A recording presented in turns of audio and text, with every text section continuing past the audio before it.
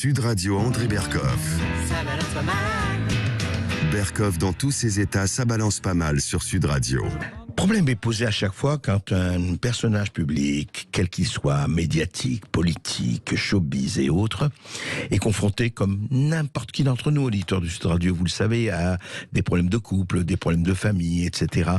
Jusqu'où ça va, jusqu'où on peut aller. Et le problème politique, c'est qu'il est posé parce qu'il fait des déclarations, le personnage politique. Il parle, et après, ça lui arrive, et après, comment ça se passe? Je voudrais juste, évidemment, vous avez bien compris que je parle de Adrien Quatennens, le coordinateur de la France Insoumise, le parti de Jean-Luc Mélenchon. Et Adrien Quatennens, il y a... En 2019, le 11 octobre 2019, il avait fait un tweet. Et ce tweet était celui-ci. Parmi les 118 femmes tuées par leur conjoint ou ex, une proportion significative avait porté plainte ou déposé une main courante. Écoutez. Combien de ces cas aurions-nous pu éviter? Parmi ces 118 femmes, une proportion significative d'entre elles avaient porté plainte, avaient déposé des mains courantes. Il y a donc parmi ces 118 féminicides un nombre significatif de cas qui étaient prévisibles et qui n'ont pas été prévenus. Acte 2, effectivement, prévisible. Alors ça, heureusement, on est très très loin de blessures graves, de violences graves, ou évidemment, encore moins de morts. Mais enfin, la main courante, voilà, il se fait que Sis Quatennens, la femme d'Adrien Quatennens, a déposé une main courante, et que, évidemment, ça a fuité dans le Canard enchaîné, et tout le monde a repris, voilà, Adrien Quatennens, etc., ça y est, violence faite aux femmes, et évidemment dans le contexte actuel. Alors, jusqu'où va-t-on? C'est-à-dire, est-ce que, effectivement, une gifle, une dispute, etc., on peut aller jusqu'à où là-dessus? Et alors, qu'est-ce qui se passe? C'est que, comme vous le savez, la NUPES en général, et la France Insoumise en particulier, ont fait un certain nombre de règles, ils l'ont appliqué, disent-ils, pour Tahabouaf, pour Éric Coquerel, et il l'applique maintenant pour Adrien Quatennens. Écoutez ce que dit la députée Mathilde Panot. Et je vais vous dire, nous qui sommes attachés à la lutte contre les violences sexistes et sexuelles, nous ne pensons pas qu'un homme, même s'il a commis à un moment un acte de violence, eh bien, est un homme qui est violent à vie, que ça serait naturel, que ça serait... Donc c'est aussi ça la lutte contre les violences, donc non, je ne crois pas.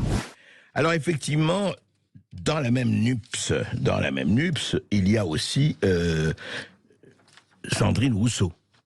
Ne pas parler de Sandrine Rousseau. Elle n'est pas d'accord du tout, Sandrine Rousseau. Sandrine Rousseau, qu'est-ce qu'elle dit? Ah non, un homme est violent, un homme violent est un homme violent.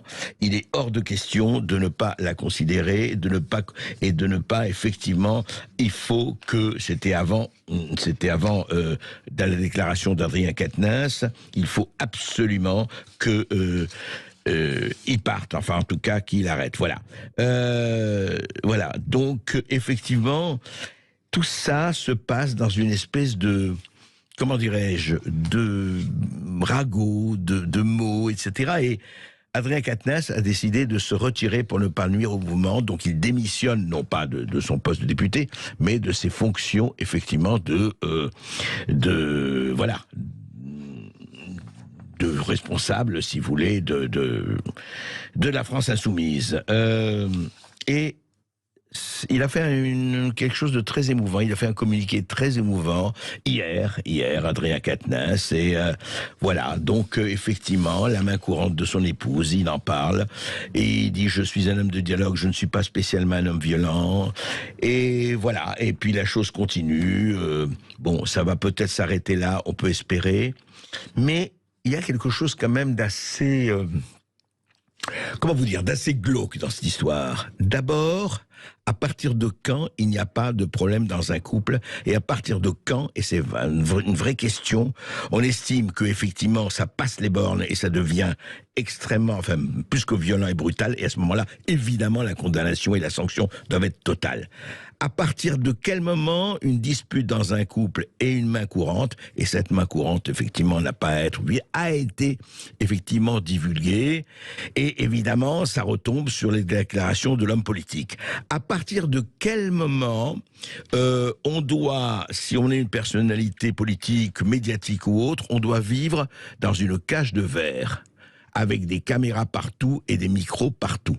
Où s'arrête effectivement la vie privée, où commence la vie publique, sauf à dire que pour tout ce qui est quelqu'un de connu ou pas, eh bien il n'y a pas de vie privée, ça n'existe pas, ou alors la vie privée, elle ne doit être faite que de privation. C'est quand même assez grave, c'est même plus que grave à mon avis. Il faut quand même savoir distinguer entre la rumeur, entre effectivement la capillarité, entre le déchaînement des réseaux sociaux, mais on le comprend. Et entre effectivement, allez, soyons clairs, les règlements de compte politique, y compris à l'intérieur d'un parti, hein, ça existe ça. Mais très sincèrement, s'il y a un vrai problème, on va en justice. On teste la justice, on va en justice, et sinon, franchement, que les gens arrêtent de raconter, de colporter n'importe quoi. Et quand je dis n'importe quoi, je veux dire par là que, franchement, chacun a droit quand même, non seulement à un peu d'intelligence, mais aussi à un peu de vie privée. Et en parler comme ça ne résoudra à rien. La violence faite aux femmes, la violence faite à n'importe qui, condamnable et sanctionnable absolument. Le bruit, la fureur et la rumeur qui conduit quelqu'un à s'éliminer, pas vraiment.